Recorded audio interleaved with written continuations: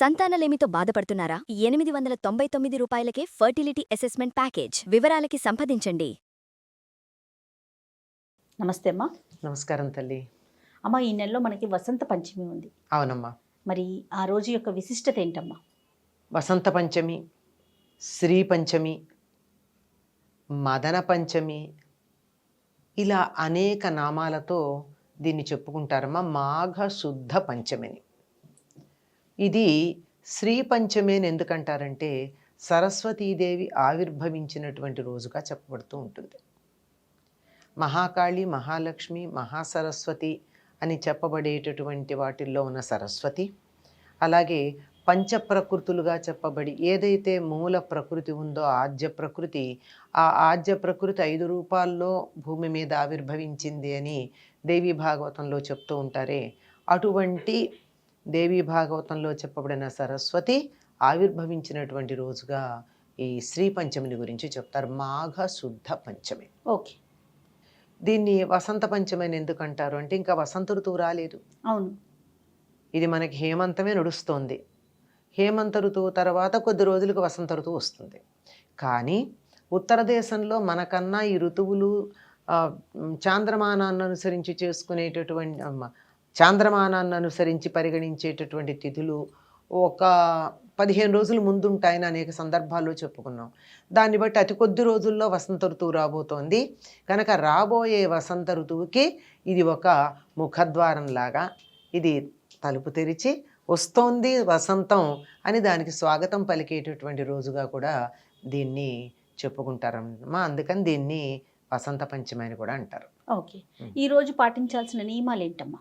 నియమాలు అన్న దానికన్నా ఈనాడు గనక సరస్వతీదేవిని ఆరాధించినట్టయితే, ఆవిడ పుట్టినరోజు కదా, ఎవరి పుట్టినరోజు నాడు వాళ్ళని గనక పలకరించినా, మనం మామూలుగా కూడా అనుకుంటాం కదా, ఆ రోజు వాళ్ళకు శుభాకాంక్షలు చెప్పినా పలకరించినా వాళ్ళు చాలా సంతోషపడతారు.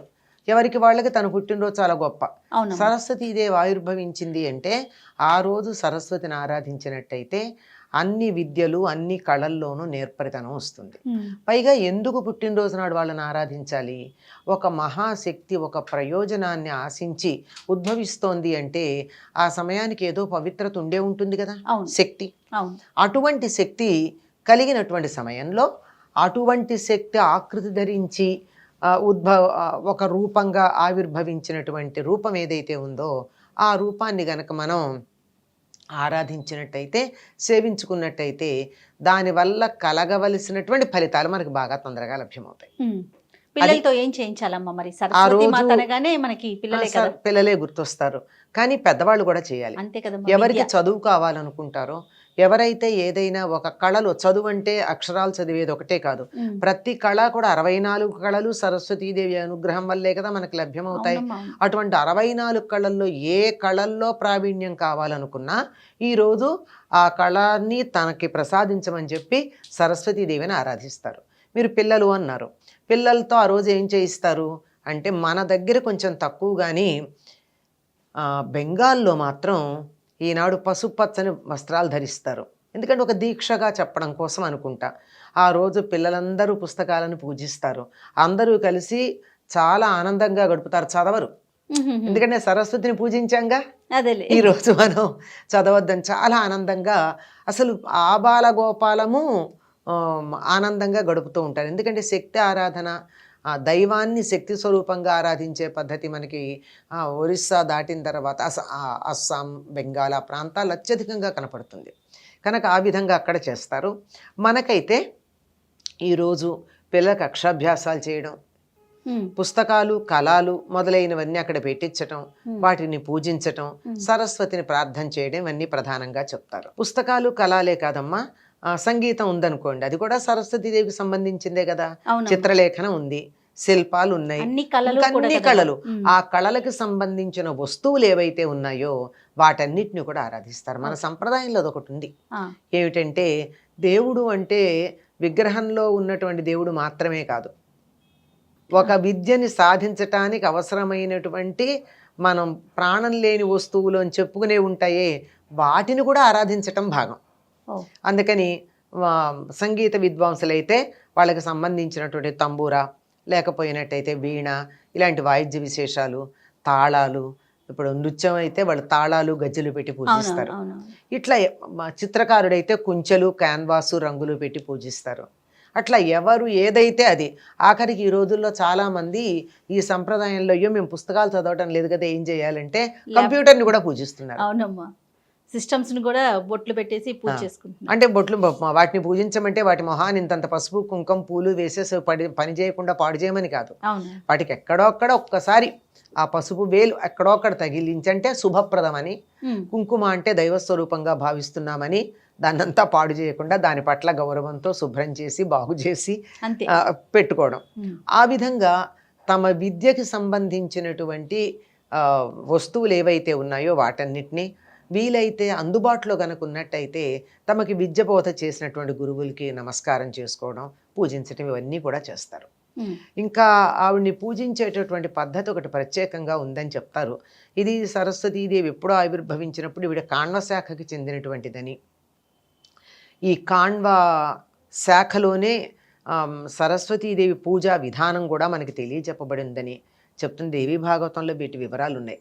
మొత్తం షోడశోపచార పూజా విధానానికి సంబంధించింది.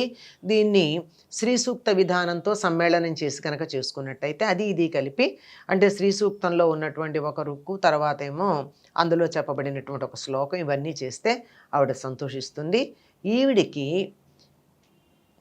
సర్వశుక్ల సరస్వతి అని చెప్తారు. అంటే అంత తెల్లదనం, జ్ఞానం ఎప్పుడు తెలిపే కదా. అవునమ్మా. అటువంటి తెల్లగా, పైగా మరి సృష్టికర్త అయినటువంటి బ్రహ్మగారికి శక్తిగా ఉన్న భార్యగా ఉన్నటువంటి రూపంలో ఉన్నప్పుడు ఆవిడని ఎర్రగా ఉన్నట్టు వర్ణిస్తారు. అనుగ్రహ రూపంలో మనకి విద్యని అందించే స్థితిలో ఉన్నప్పుడు ఆవిడ సర్వశుక్లగా కనపడుతుంది. అటువంటి ఆవిడికి అన్నీ కూడా తెలుపు మీద చాలా ఇష్టం కనుక తెల్లని పూలతో పూజించి తెల్లని పదార్థాలను నివేదన చేయాలని చెప్తారు. అంటే తెల్లని పదార్థాలంటే అందులో ఇవన్నీ కూడా సాత్వికంగా ఉంటాయి, తర్వాత తినంగానే శక్తిని ఇస్తాయి, జీర్ణకోశం మీద బరువు కలిగించే నిద్ర రానియో.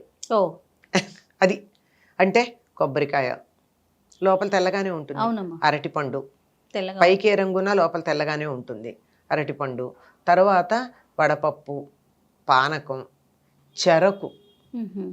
అంటే ఇప్పుడు మనకి దొరికే చెరుకులు వెదురుతో మధ్యలో వచ్చినటువంటివి, వెదురుతో మామూలు చెరుకుతోనూ కలిపిన సంకర జాతివి, అందువల్ల చాలా గట్టిగా ఉంటాయి. పూర్వం చెరుకులు మెత్తగా ఉండేవమ్మా, మా చిన్నతనంలో కూడా మెత్తగానే ఉండేవి, చాలా తేలిగ్గా ఇలా.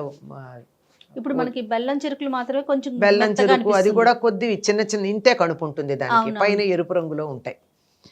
అట్లాంటివి కాకుండా అసలు మొత్తం అంతా మెత్తగానే ఉండేవి పూర్వం చెరుకులు. అటువంటి చెరకులు వీటిని ఆవిడికి నివేదన చేయాలి. వండి నివేదన చేసే దాంట్లో ప్రధానం ఏమిటంటే ఆవు పాలతో వండినటువంటి పరమాన్నం బెల్లం వేసి నివేదన చేయాలి అమ్మకి. ఆవు పాలు శ్రేష్టం, ఆవు పాలే కదా. ఆవు పాలు, బెల్లం, పంచదార అసలు సాధారణంగా దీనికి వాడం, అందులో ఇక్కడ కూడా అసలు వాడేది ఉండదు. అందులో తెల్లగా ఉండే పదార్థాలు ఏవైనా పెట్టచ్చు కనుక అటుకులు, బెల్లం ఇలాంటివన్నీ కూడా ఆవిడికి నివేదన చేయొచ్చు. ఓకే అమ్మ. అయితే మరి అమ్మ, దసరా పండుగలప్పుడు కూడా మూలా నక్షత్రంలో సరస్వతి అమ్మని కొలుస్తాం కదా, ఆ రోజు కూడా ఆవిడ పుట్టినరోజనే అనుకుంటాం కదా, మరి ఎట్లాగమ్మా మూలా నక్షత్రం రోజు? అదేమిటంటే యుద్ధం చేయడానికి వెళ్ళేటప్పుడు అక్కడికి బయలుదేరి వెళ్ళినటువంటి లలితాదేవి ఉంది కదా, భండాసుడితో యుద్ధం చేయడానికి వెళ్ళినప్పుడు లలితాదేవి నుండి మళ్ళీ ఈవిడ సరస్వతిగా ఆవిర్భవించింది. అప్పుడు అసలు మూలంగా ఉన్నటువంటి సరస్వతి ఈనాడు ఆవిర్భవించింది. ఇది ఒక చిన్న సందేహం అనమాట. అసలు వస్తాయమ్మా, తప్పనిసరిగా రావాలి. ఇప్పుడు మీరు ఇప్పుడు అడగడం కాదు, చిన్నప్పుడు ఇవన్నీ విన్నప్పుడు మా అందరికీ కూడా సందేహాలు వచ్చి, ఈ ఋషులు ఏవి పొరపాటుగా చెప్పరు కదా, ఎక్కడో సమన్వయం ఉంటుంది అని చెప్పి వీటన్నిటినీ చదువుకోగా, కొన్నేళ్ల పాటు చదువుకోగా వాటిల్లో మనకి అందులో గురువు అనుగ్రహంతో ఈ సందేహాలు తీరడం జరిగింది. అంటే అనేక సందర్భాల్లో ఒకే శక్తి ఆవిర్భవిస్తూ ఉంటుంది కదా. అవునమ్మా. ఇప్పుడు శ్రీ మహావిష్ణువు ఉన్నాడు, ఆయన ఎన్ని అవతారాలు ధరించాడు? ఇన్ని అవతారాలు ధరించాడంటే ఇన్నిసార్లు పుట్టాడా అంటే అసలు మూలశక్తి అక్కడే ఉంది, ఇక్కడ మాత్రం ఈ రకంగా ఆవిర్భవించడం జరిగింది. అదేవిధంగా లలితాదేవి సందర్భానుసారంగా ఎన్ని రూపాల్లో ధరించింది? వాడు శుంభుల్ని సంహరించటానికి సరస్వతిగా అవతరించింది ఆవిడ.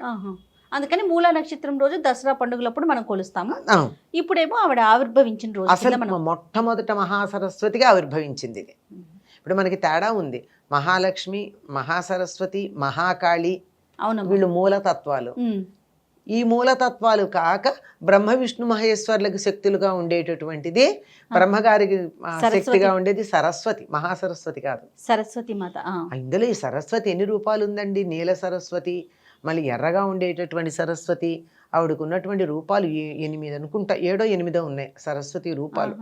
అందులో ఒక్కొక్కటి ఒక్కొక్క సందర్భంలో ఆ రూపంలో అదే సరస్వతి శక్తి ఆయా రూపాల్లో అవతరించడం జరిగింది. మూలంగా మొట్టమొదటగా ప్రప్రథమంగా సృష్టి ప్రారంభ సమయంలో ఆవిర్భవించినటువంటిది ఈ సరస్వతి. దీన్ని ఇంకా మదన పంచమి అని కూడా అంటారన్నాం కదా. రతి మన్మధులని పూజించేటటువంటి కాలంగా చెప్తారు. అంటే రాబోయే వసంత ఋతువు శృంగార రసానికి మూలం అవుతుంది గనక, శృంగార రసానికి ప్రోద్బలం చేసేది అవుతుంది గనక ఈనాడు రతి మన్మధుల్ని పూజించే పద్ధతి కూడా ఉందమ్మా.